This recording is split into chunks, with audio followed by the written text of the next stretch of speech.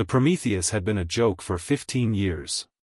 Floating in Earth's orbital junkyard, the experimental warship represented humanity's most ambitious, and most ridiculed, military project.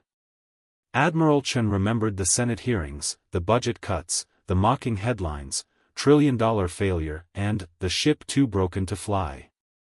The prototype had violated every principle of conventional warfare. No crew quarters. No life support beyond a single pilot pod.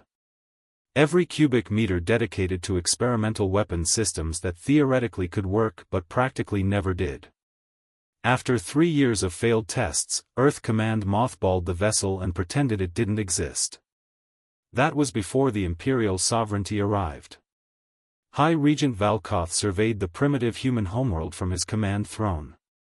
His grand fleet, 800 warships representing 5 allied species, filled Earth's orbital space like a steel storm.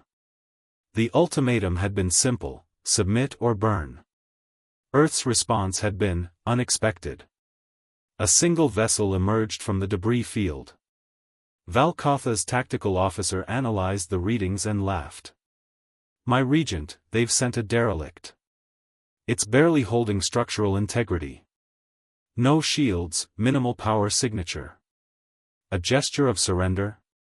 Valkoth mused. Then Prometheus opened fire. The first weapon defied physics.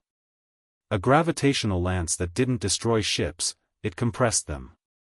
3 sovereignty dreadnoughts collapsed into singularities smaller than marbles, their screaming crews experiencing death across infinite time compression.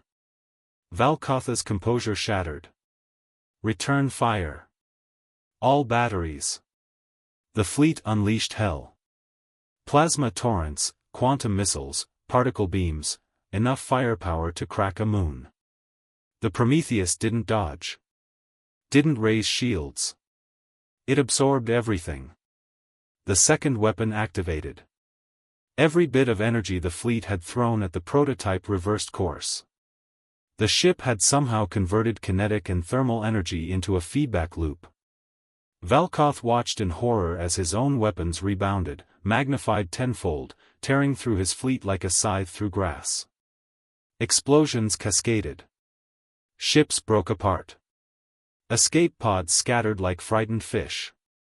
Inside Prometheus, Captain James Reeves sat in his pilot pod, monitoring systems that had been deemed theoretically possible but operationally unstable. Turned out, 15 years of idle calculation time let the ship's AI solve those stability problems. "Third weapon charged," the AI announced cheerfully. "Let's not," Reeves said.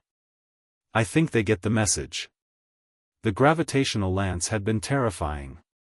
The energy reflection devastating. But the third weapon, matter conversion, would turn this from a battle into genocide. And humanity didn't want that reputation. Valkotha's flagship limped in space, half his bridge crew dead, systems failing. The communication channel crackled open. "High Regent," Reeves's voice was calm, almost apologetic, "the Prometheus was a prototype. We built it to test theories we couldn't prove. Theories about weaponizing fundamental forces." He paused. "We have 6 more ships like this in various stages of completion. We never intended to use them." Valkotha's translator struggled with the human concept of deterrent. "You will leave our system," Reeves continued. "You will tell the galaxy that Earth is off limits. And in return, we won't demonstrate Weapon 3. Trust me, you don't want to see Weapon 3. The Grand Fleet retreated, broken and humiliated. Valkoth would spend years explaining how a single experimental ship had decimated 800 vessels. Back on Earth, Admiral Chen stood in the Senate chamber, surrounded by the same politicians who'd called Prometheus a failure. So, one senator ventured carefully, about that increased military budget. Chen smiled. "Now you're interested in prototypes?" Humanity had learned a valuable lesson: sometimes the crazy ideas, the ones everyone mocks, are exactly the ones you need when the universe comes knocking.